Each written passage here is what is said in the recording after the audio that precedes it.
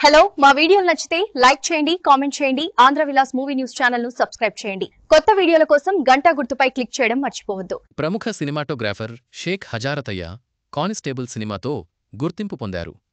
చిరంజీవి అభిమానిగా సినీ రంగ ప్రవేశం చేసి పవన్ సినిమాకు పనిచేసిన ఆయన తన 25 ఏళ్ల సినీ ప్రయాణాన్ని ఎదురైన అనుభవాలను తాజాగా మీడియాతో పంచుకున్నారు.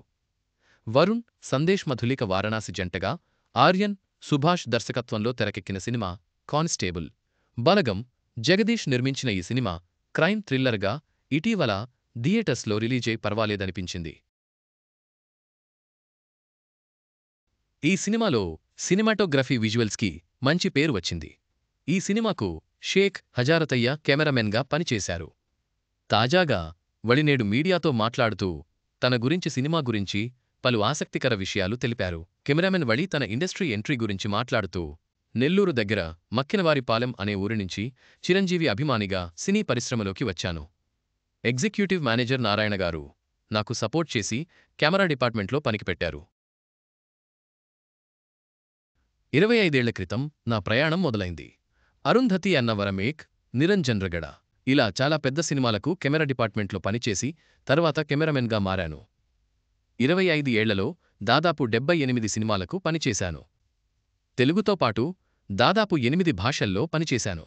హిందీ మరాఠీ భాషల్లో నేను కెమెరామెన్గా చేసిన సినిమాలకు అవార్డులు కూడా వచ్చాయి అని అన్నారు. కానిస్టేబుల్ సినిమా గురించి మాట్లాడుతూ ఈ సినిమా నిర్మాత బలగం జగదీష్ ఓ సినిమాకు ఆర్టిస్ట్గా వచ్చారు. దానికి నేను కెమెరామెన్గా చేశాను.